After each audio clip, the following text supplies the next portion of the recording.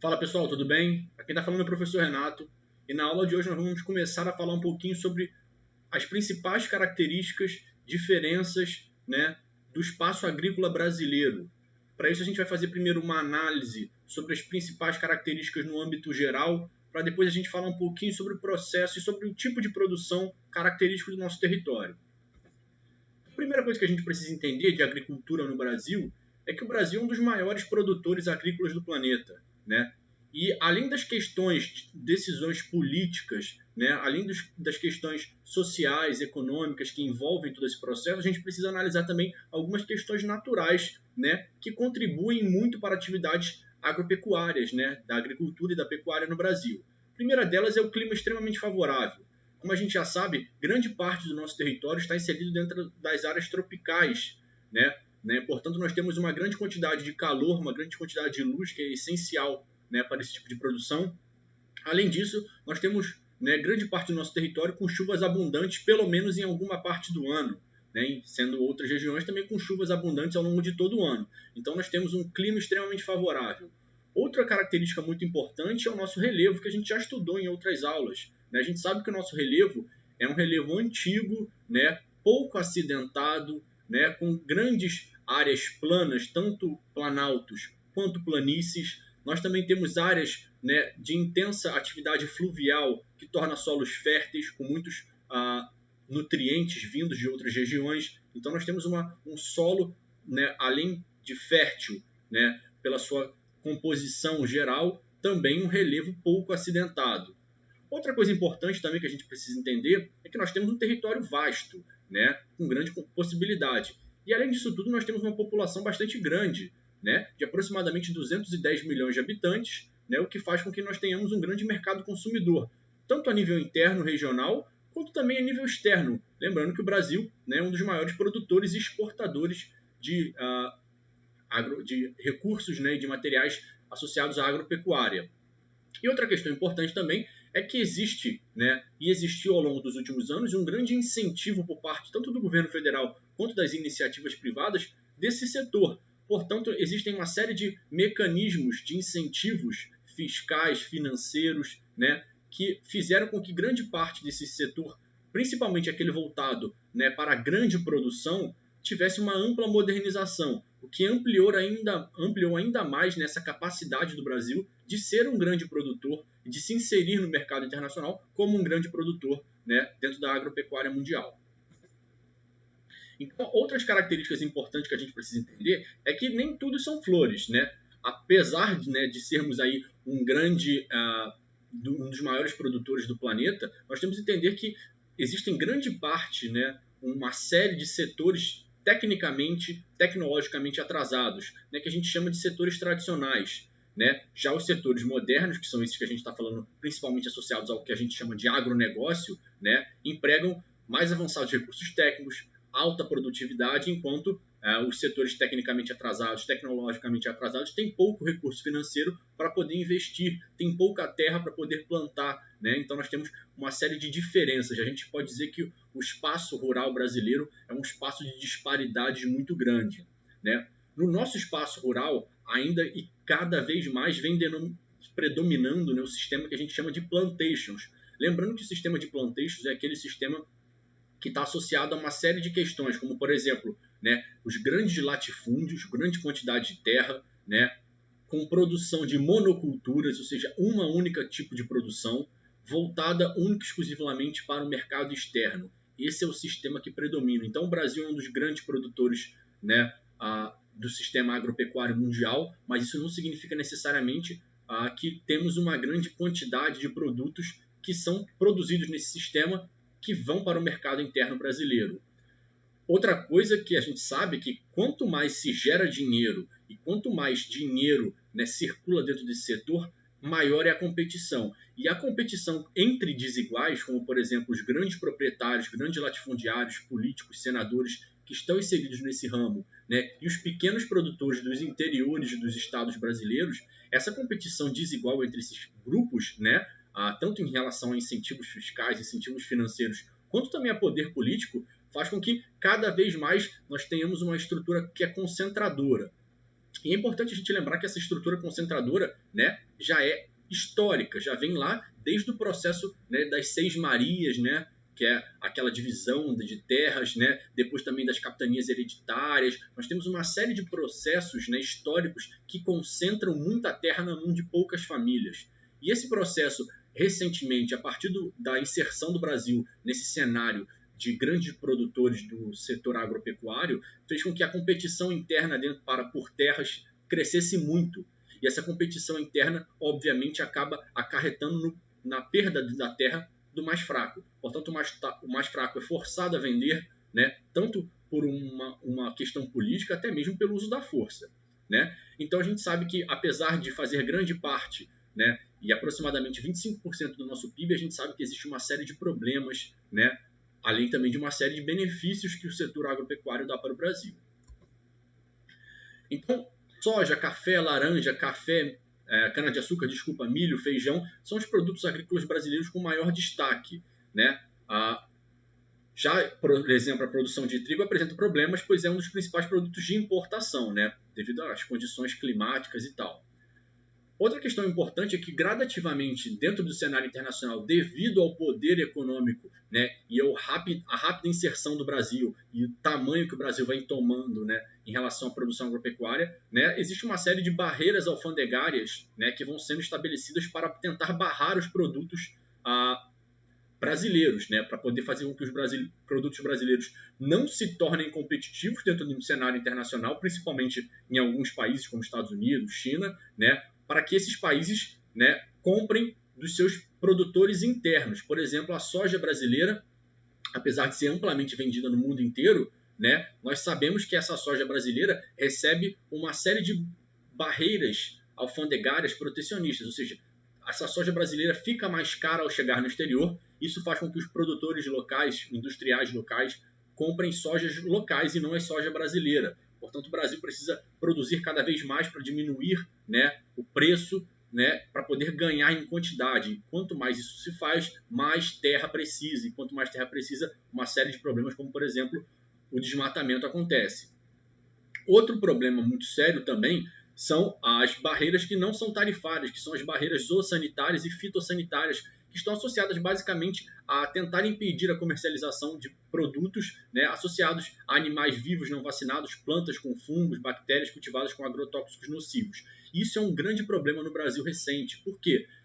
Devido a uma série de liberações dos agrotóxicos brasileiros, né, grande parte da produção brasileira começa a ser mal vista no exterior, tanto porque ela é associada ao desmatamento, ou seja, ela não ganha aquele selo verde, né, que a gente já discutiu anteriormente, quanto também ela é muito poluída, né, com uma série de produções que são banidas em outras regiões, como, por exemplo, a Europa, que baniu uma série de agrotóxicos que no Brasil continuam sendo utilizados. Portanto, grande parte da produção, né, e aí alguns mercados, alguns grupos, né, de compradores começam a fazer sanções que não são protecionistas no sentido financeiro, mas são protecionistas no sentido sanitário ou fitossanitário, ou seja, eles vão criar um mecanismo de proteção da sua população e, obviamente, o Brasil precisa se adequar a isso.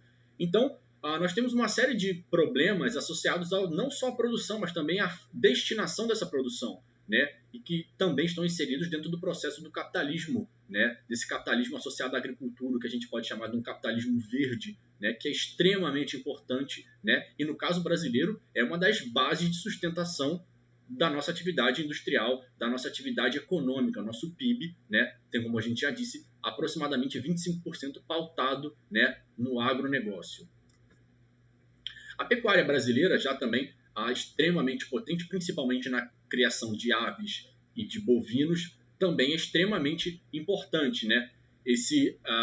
No caso brasileiro, né, devido a uma série de questões, principalmente do relevo pouco acidentado, né, do clima, né, quente, né, em áreas úmidas também, proporciona vastos pastos. E esses vastos pastos são extremamente importantes para criar bovinos, né, tanto da maneira intensiva, né, que é aqueles fechados, que é uma produção muito mais pautada também associados às aves, quanto da maneira extensiva, né, que é a criação de gado, né, largado ali pelos grandes campos, principalmente do centro-oeste e do sul do Brasil, e esse gado depois é retirado, né, e abatido, sofre o corte, e aí vai para grande parte do mundo, né, que se alimenta do gado brasileiro.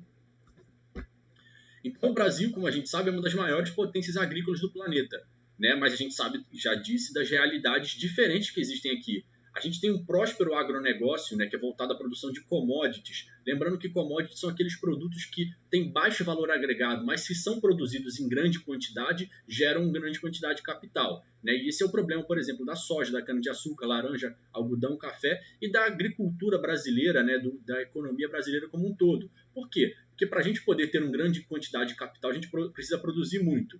E para produzir muito, a gente precisa ter uma produtividade do solo, que está associada ou a desmatamento ou a utilização de agrotóxicos defensivos agrícolas com grande intensidade.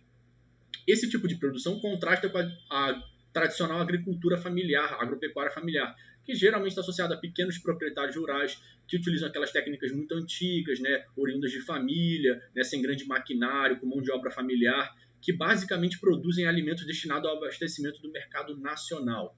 Se a gente olhar basicamente aí as comparações entre a agricultura não familiar e a agricultura familiar, a gente vai perceber que existe uma discrepância muito grande. Por exemplo, no total de estabelecimentos, a gente pode perceber que existem muito mais estabelecimentos de agricultura familiar do que estabelecimentos de agricultura, né, chamadas do agronegócio, né? Só que a área ocupada é o oposto. A gente, portanto, vê que pequenos, né, cerca de 16% dos estabelecimentos ocupam 76% de toda a área, enquanto 84% ocupam 24%. Outra questão importante é o número de pessoas ocupadas, ou seja, a quantidade de emprego gerado por esse tipo de produção. A gente vê que a agricultura familiar, né, ocupa e gera muito mais emprego, né, ao contrário também do valor, né, associado ao PIB, né, ou seja, 62% de toda produção agropecuária que vai para o PIB, né, está associada ao agronegócio. Então a gente vê uma disparidade em relação à quantidade de terras, mais produtividade das terras. A gente vê uma disparidade entre a quantidade de terras e a quantidade de pessoas empregadas. A gente vê uma diferença entre a quantidade de terras, a quantidade de pessoas trabalhando nesse local e o valor, né, inserido dentro do produto interno bruto, né? E a gente tem que entender esse tipo de diferença, porque a gente precisa compreender depois os aspectos e os principais impactos dessas diferenças na nossa vida, principalmente, né, que a gente, quando fala de urbano e rural, a gente precisa sempre lembrar que a gente fala disso de forma separada, mas que não dá para desassociar o que acontece no urbano e os impactos, né, tanto associados à natureza, né, que acontece no meio rural, aos impactos sociais, ao êxodo rural, em algum momento impacta diretamente a vida urbana, né, que é grande parte da sociedade brasileira. Como eu já disse, esse processo de desigual é histórico, que vem desde os sistemas de sesmarias e anteriormente ainda, né, das capitanias hereditárias, né, vem também uma série de leis gradativas que vão estabelecendo, né, criando mecanismos e formas de se medir a terra, né, como, por exemplo, o Estatuto da Terra de 1964, que estabeleceu o módulo rural, que a gente viu no slide anterior, que é a área suficiente para dar sustento adequado a uma família de 4 pessoas que nela trabalhe, fixado para cada região. Obviamente, o módulo rural muda de acordo com a região. E a gente pode perceber que, na verdade, né, a grande parte dos agronegócios tem centenas, né, e até milhares de módulos rurais inseridos dentro dessas fazendas. Então, a gente pode ver que a estrutura fundiária, que é o que a gente fala quando a gente está falando de lei de terras, né, novamente, nós temos um outro gráfico que mostra exatamente a mesma relação, né, a quantidade de estabelecimentos rurais, né, associados ao tamanho de suas terras. Então, essa manutenção e o agravamento da concentração fundiária, ou seja, da concentração de muita terra na mão de pouca gente, né, pode ser explicado por uma postura semelhante à do passado. Até hoje nós temos uma postura semelhante, porque as políticas agrícolas nacionais continuam e sempre favoreceram os grandes proprietários, que hoje em dia são os grandes, né, políticos, mas naquela época eram as famílias associadas à coroa, as famílias associadas à nobreza, né, e aos grandes círculos da elite nacional. Hoje em dia continuam sendo as mesmas, só que hoje em dia são eles que favorecem, são eles que criam as próprias leis. Afinal de contas, grande parte da nossa Câmara dos Deputados e do nosso Senado é formado pelo que a gente chama da bancada do boi. né? Nós temos aí algumas bancadas muito famosas, e a bancada do boi, que é associada ao agronegócio como um todo, né? Não significa exclusivamente criação de gado, mas é o agronegócio como um todo, a gente sabe que é uma bancada muito forte e que cria leis em seu próprio benefício, né? Então,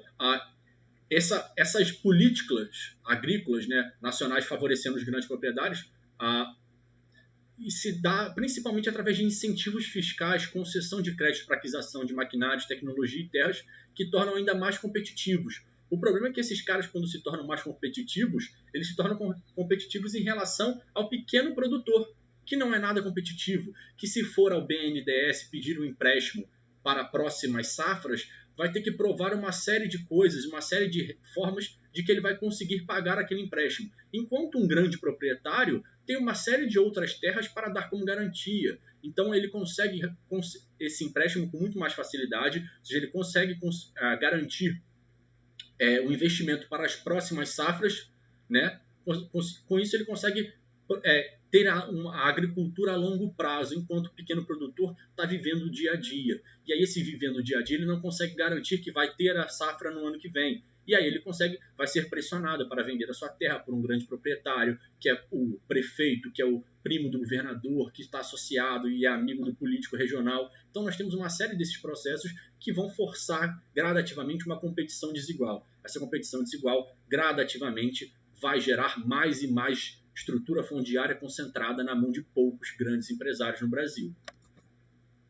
Então, essa modernização do campo, né, ou seja, esse processo de competição gradativo que a gente vem falando ao longo dos últimos slides, né, se inicia aproximadamente na década de 60, quando a gente fala ali basicamente daquela ideia de revolução verde, né, que também chega no Brasil, quando o governo começa a incentivar a mecanização, tecnologia, irrigação, melhoramento dos rebanhos e das sementes, né, aquelas sementes genéricas, a gente já falou disso em outras aulas, e isso vai alavancar a produção e a produtividade agrícola até alcançar os atuais patamares, né? Isso é muito importante, mas a gente tem que lembrar que isso só vai abarcar determinado grupo. Então, ao mesmo tempo que o Brasil bate recorde histórico de super safra de soja, cana, entre outros, né, os conflitos se agravam, né? Principalmente os conflitos violentos no campo, nos interiores, né, nos rincões que a gente chama do Brasil, né? O que acontece é que essa modernização acontece de forma muito conservadora e privilegia única e exclusivamente quem pode, o agronegócio, em detrimento da agricultura familiar. Amplia as desigualdades e traz uma série de prejuízos, né, para a sociedade como um todo. Por quê? Porque essa população, né, que é a grande maioria do campo, que tem a grande quantidade de terras em número de estabelecimentos, mas não em quantidade, né, de hectares, mas que emprega muito mais pessoas do que o agronegócio, essas pessoas vão gradativamente perdendo o seu sustento e vão buscar sustento em outras regiões. Essas outras regiões geralmente são as cidades próximas, as grandes metrópoles regionais, ou até mesmo as metrópoles nacionais como Rio, São Paulo, entre outras. E o que acontece é que isso que provoca essa saída massiva do campo, que se inicia muito forte nos anos 60, 70 e 80, né, vai provocar o que a gente chama de grande êxodo rural. E esse grande êxodo rural vai inchar as cidades e vai gerar uma competição por espaço, por recursos, né, por trabalho, por educação na cidade, que a cidade não estava preparada para suprir. E isso vai criar também na cidade uma segregação socioespacial. Portanto, o problema de desigualdade do campo gera problema de desigualdade na cidade.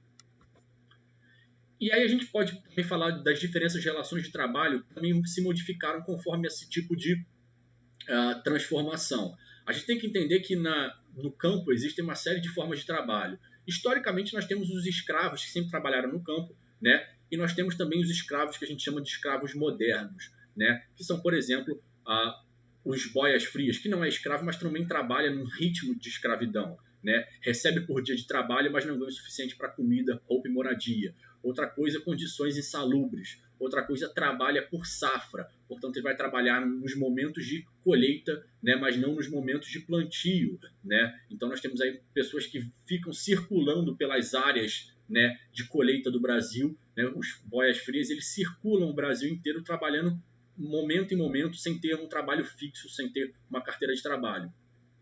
Outra questão importante também é que, além dessa modificação sazonal do trabalho, nós também tivemos uma transformação técnica. Quando a gente viu alguns gráficos anteriores que mostram a mão de obra empregada no agronegócio e a mão de obra empregada na agricultura familiar, a gente está falando exatamente por quê? Porque uma colheitadeira dessa, que a gente vê nas imagens, que valem milhões, né, de reais ou milhões de dólares, né, elas necessitam de um trabalho técnico. Portanto, numa fazenda, num agronegócio hoje em dia, trabalham quem? Veterinários, trabalham técnicos, né, zootecnistas, trabalham agrônomos, mas não trabalham grande parte da população. Já na agricultura familiar, se trabalha muito mais gente, porque as técnicas são poucas, não tem grande maquinário, portanto precisa de mais pessoas, né? O salário é menor, mas tem mais renda, porque paga mais gente, circula mais economia, não concentra tanto na mão de poucas pessoas. Portanto, a gente vê que a inserção de tecnologia e a inserção da biologia, né, tanto na criação de animais quanto na criação de sementes, né, uma série de transformações tecnológicas mudou também o tipo de trabalhador do campo. Hoje em dia, o tipo de trabalhador do campo, tirando, né, esse pessoal da colheita, tirando boia fria que circula ali sazonalmente, né, os campos brasileiros, nós estamos falando principalmente de um trabalhador técnico, ou seja, muito diferente do passado. E esse trabalhador que não era técnico perdeu suas terras. Para onde foi? Foi para a cidade. Então a gente precisa entender essas transformações importantes também na relação de trabalho associada ao campo. E quando a gente fala desses todos os processos, a gente precisa falar de uma tentativa de diminuir esse processo, que é a ideia de reforma agrária.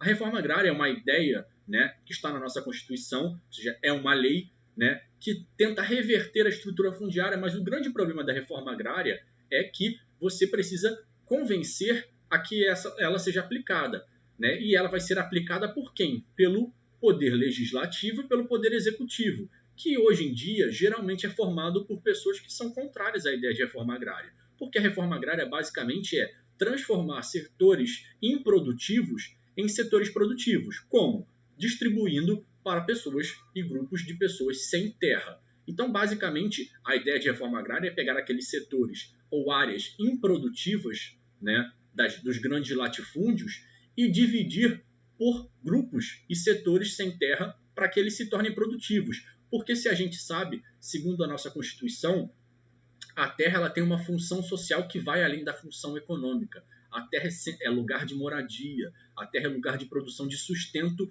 primeiro de si mesmo, de sua família, depois da sociedade como um todo. O problema é que nós temos grande parte de terra na mão de poucas pessoas e pessoas sem áreas, pessoas sem condições de prover o próprio sustento. Portanto, a ideia de reforma agrária, né, ela tenta resgatar a questão social da terra, o estatuto social da terra, que é basicamente a terra precisa dar local de moradia, local de sustento, primeiro para si mesmo e para sua família, depois para a sociedade. O problema é que se inverteu isso ao longo dos últimos anos e que a terra virou local de produção de riquezas, né? E essas riquezas são privadas, única e exclusivamente uma grande quantidade de terra produz riquezas para uma família e não para centenas de famílias, como a reforma agrária propunha, né? O grande problema, portanto, é convencer aqueles que podem tomar esse tipo de decisão de que a reforma agrária precisa ser seguida, precisa ser colocada, né, e colocada na frente, né, dos interesses, né, desses grandes setores privados. O problema é convencê-los de que votarem contra si, contra seus próprios ganhos, o que é um grande problema. Então, preciso, para que a ideia de reforma agrária, para que uma série de problemas urbanos, né, tenham fim, é preciso dar conta dos problemas rurais. E para dar conta dos problemas rurais, é preciso modificar a estrutura fundiária brasileira, e a reforma agrária é a grande saída para isso. E para a gente poder finalizar num quadro bastante sintético, para a gente entender as desigualdades no campo, nós temos aqui um quadro entre a agricultura e a agropecuária moderna e a tradicional. A gente vê o tipo, né, de emprego, o tipo de forma e quantidade de terras, né, o tipo de técnica, produtividade, tipo de produção, né, e para onde é voltada. As diferenças entre a agropecuária moderna e a agropecuária tradicional, que a gente chama também de agropecuária familiar. E a gente também tem as origens das desigualdades e as consequências das desigualdades nesse quadro sintético. A gente pode ver a concentração fundiária, a modernização conservadora do campo, ou seja, conservadora no sentido de poucos se modernizam. as políticas agrícolas favorecendo única e exclusivamente a agroexportação, ou seja, voltadas única e exclusivamente para a questão econômica e não para a questão social. A ausência de reforma agrária, né, e as suas consequências, que é a marginalização dos pequenos proprietários e trabalhadores rurais, né, a violência no campo como consequência da competição, né, esses dois problemas gerando o êxodo rural e esse êxodo rural gerando inchaço e os problemas sociais aqui nas grandes cidades. Bom, pessoal, espero que vocês tenham compreendido esse quadro sintético, né, de todo o problema, né, do tipo de produção rural brasileiro, né, e seus principais características, diferenças e principalmente os principais problemas e desigualdades associados ao campo brasileiro. E na próxima aula nós vamos falar um pouquinho sobre cada um, né, dos tipos de produção, como se dá, as tecnologias empregadas e assim por diante. Bom, um abraço e até mais.